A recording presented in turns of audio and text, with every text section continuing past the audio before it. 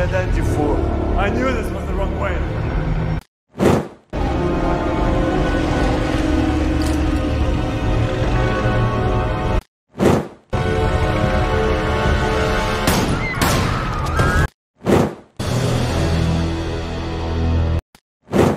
Pada tahun 1914 sampai dengan 1918 terjadi perang yang merupakan konflik terbesar dalam sejarah peradaban manusia modern. Ini disebabkan karena yang terlibat adalah negara-negara besar yang ada di Eropa yang kemudian menimbulkan korban jutaan orang. Dan kalian tahu guys, salah satu penyebabnya itu hanya karena penembakan satu orang.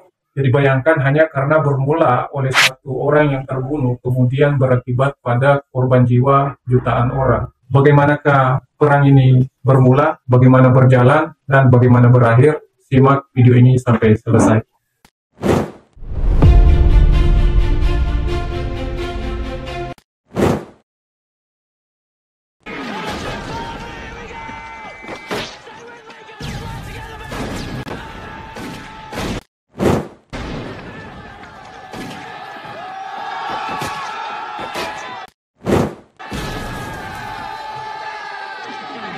Jadi ceritanya begini guys, pada abad 20-an itu di Eropa, negara-negara besar membentuk dua blok aliansi yang masing-masing membentuk kekuatan. Aliansi pertama itu membentuk yang namanya Triple Aliansi yang beranggotakan Jerman, Austria, Hungaria, dan Italia.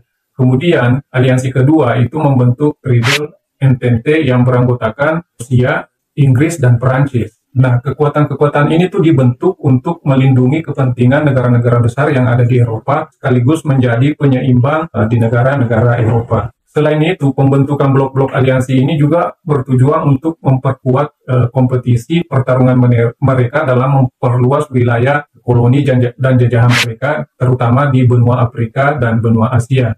Karena mereka sudah saling bersaing untuk memperluas kekuasaan, maka salah satu akibat yang harus muncul adalah mereka juga bersaing dalam segi persenjataan modern di antara mereka. Pada 28 Juli 1914 di Bosnia itu terjadi penembakan yang menewaskan Franz Ferdinand yang merupakan pewaris tahta dari Austria-Hungaria dan pelakunya adalah seorang nasionalis dari Serbia. Akibat pembunuhan tersebut, Austria-Hungaria kemudian melakukan ultimatum yang sangat keras kepada Serbia dengan syarat-syarat tertentu yang kemudian dianggap itu adalah syarat yang sangat sulit untuk dipenuhi. Dan tentu saja karena syarat-syarat yang diajukan oleh Austria-Hungaria ini sangat berat dan sulit terpenuhi, Serbia menolak syarat tersebut.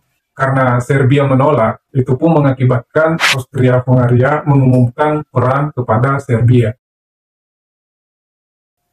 Setelah Austria-Hungaria menyatakan perang terhadap Serbia, Rusia selaku sekutu Serbia mulai memobilisasi pasukannya. Jerman yang merupakan sekutu Austria-Hungaria kemudian menyatakan perang terhadap Rusia pada 1 Agustus 1914. 2 hari kemudian, ia menyatakan perang terhadap Perancis. Inggris kemudian menyatakan perang terhadap Jerman pada 4 Agustus 1914 setelah Jerman menyerang Belgia, negara yang netral, sebagai bagian dari rencana mereka untuk menyerang Perancis dengan cepat. Perang di front barat, terutama di Perancis dan Belgia, ditandai dengan perang parit, di mana pasukan kedua belah pihak menggali parit-parit sebagai perlindungan dari tembakan musuh. Kehidupan di parit-parit ini sangat sulit, dengan kondisi yang buruk, serta pertempuran yang berlangsung lama tanpa pergerakan signifikan dari kedua belah pihak. Sementara itu, perang di front timur yang melibatkan Jerman, Austria-Hungaria, dan Rusia lebih dinamis daripada di front barat, dengan pertempuran yang terjadi di wilayah yang lebih luas. Rusia mengalami kekalahan beberapa kali dalam perang ini yang mengakibatkan kestabilan dalam negerinya itu tidak stabil. Akhirnya terjadi revolusi Rusia pada tahun 1917. Dan pada tahun itu juga Amerika Serikat masuk ke dalam perang di pihak Triple Entente setelah serangan kapal selam Jerman terhadap kapal-kapal netral dan setelah penemuan Seaman Telegraph di mana Jerman mencoba mengajak Meksiko untuk berperang melawan Amerika Serikat. Perang yang semula menggebu-gebu itu kemudian mengalami jalan buntu disebabkan perang ini menelan biaya yang sangat besar, kemudian medan yang sulit ini menyebabkan kerugian bagi negara-negara yang berperang dalam perang ini. Sistem parit dan benteng di barat yang terpanjang mencapai sekitar 475 mil kira-kira dari Laut Utara ke perbatasan Swiss. Dan demikian perang bagi sebagian besar pejuang Amerika Utara dan Eropa Barat. Luasnya bentang alam front timur mencegah peperangan parit skala besar. tapi skala konfliknya sama dengan yang terjadi di front barat. Pertempuran hebat juga terjadi di Italia bagian utara, di Balkan, dan di Turki Ottoman. Pertempuran terjadi di laut dan untuk pertama kalinya terjadi pertempuran di udara. Jadi guys, karena biaya yang sangat mahal dan medan yang sulit, itu terjadi pertempuran di berbagai tempat dan berlangsung lumayan lama. Banyak negara yang mulai mengalami kekurangan biaya dan kekurangan pasukan dalam perang kali ini. Pada tahun 1918, kekuatan-kekuatan sentral seperti Jerman, Austria, Hongaria, dan sekutunya mulai mengalami kekalahan di berbagai front perang. Revolusi di Jerman dan keruntuhan monarki di Austria-Hongaria menandai kehancuran kekuatan sentral. Serangkaian perjanjian kemudian ditetapkan terhadap negara yang kalah perang seperti Jerman, Austria-Hongaria, dan Bulgaria, serta Turki. Mereka menuntut pertanggungjawaban negara-negara tersebut, khususnya Jerman, karena telah memulai perang dan atas kerugian material yang sangat besar. Perjanjian Versailles yang ditandatangani pada tanggal 28 Juni 1919 secara resmi mengakhiri perang. Perjanjian ini sangat keras terhadap Jerman yang dipaksa untuk menerima tanggung jawab penuh atas perang dan membayar ganti rugi yang besar dan kehilangan sebagian besar wilayahnya. Jadi guys, setelah perang berlangsung lumayan lama dan menelan biaya yang sangat mahal serta korban jiwa jutaan orang, itu ternyata pemenangnya adalah Triple Entente, di mana di dalamnya ada Inggris, Rusia, dan Perancis. Dan yang mengalami kekalahan adalah dari blok Triple Aliansi yang di dalamnya ada Jerman, ada Austria-Hongaria, dan juga Italia. Dan akibat perang itu yang paling menderita dari kekalahan ini adalah Jerman, karena Jerman dianggap adalah negara yang memulai perang dan Jerman harus bertanggung jawab, dan salah satu akibat dari perang itu Jerman harus rela melepaskan sebagian besar dari wilayah kekuasaannya. Banyak dampak yang ditimbulkan dari perang ini, diantaranya peta Eropa berubah secara signifikan dengan runtuhnya 4 kekaisaran besar, yaitu Kekaisaran Jerman, Kekaisaran Austria-Hongaria, Kekaisaran Rusia, dan Kekaisaran Ottoman. Beberapa negara baru muncul di Eropa Timur dan Tengah, termasuk Polandia, Cekoslovakia, dan Yugoslavia. Perang ini menyebabkan kerugian ekonomi yang besar dan memicu krisis ekonomi global yang berujung pada depresi besar pada tahun 1930-an. Kehidupan sosial juga mengalami perubahan besar dengan semakin berkembangnya hak-hak perempuan dan perubahan dalam struktur masyarakat. Dan guys, kalian tahu perang yang dimaksud ini adalah Perang Dunia I, di mana perang ini adalah perang yang paling merusak dalam peradaban manusia modern.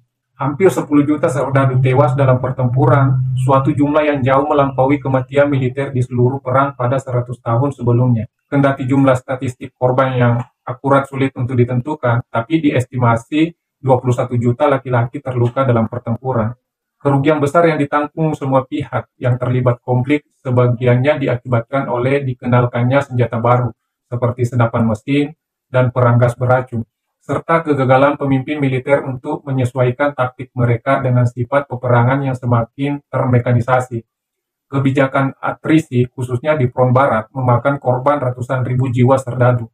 Pada 1 Juli 1916, sebuah tanggal dengan jumlah korban jiwa terbesar dalam satu hari. Angkatan Darat Inggris di Somme saja menderita lebih dari 57.000 korban. Jerman dan Rusia menderita jumlah kematian militer tertinggi. Estimasinya masing-masing adalah 1.773.700 dan 1.700.000. Perancis kehilangan 16% dari pasukan yang dikerahkannya. Jumlah kematian tertinggi terkait dengan pasukan yang dikerahkan.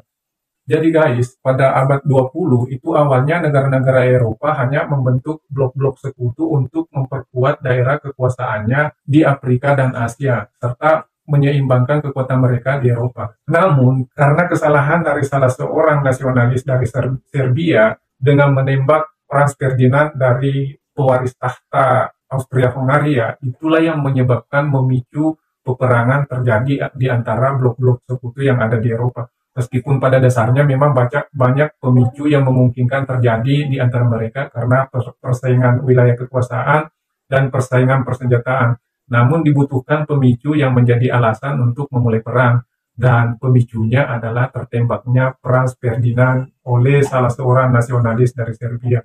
Itulah yang kemudian menyebabkan sekutu-sekutu saling mengultimatum untuk berperang. Jadi hanya karena satu penembakan kepada Franz Ferdinand ini kemudian berakibat pada korban jutaan jiwa. Oke guys, untuk sementara sejarah dan cerita Perang Dunia Pertama kali ini sampai di sini. Jika ada kekurangan atau ada yang mau dikoreksi, silahkan tuliskan di kolom komentar. Jika terjadi kekeliruan, kita akan perbaiki. Karena apa yang saya sampaikan ini adalah sejarah yang saya dapat dari video-video, dari hasil bacaan, dan dari hasil googling. Jadi tidak secara mutlak bahwa apa yang saya sampaikan ini adalah sesuatu yang benar, bisa saja salah. Oleh karena itu terbuka untuk dikoreksi dan diperbaiki jika ada kesalahan. Oke, terima kasih sudah menonton. Jangan lupa di like, di komen, dan di subscribe. Terima kasih.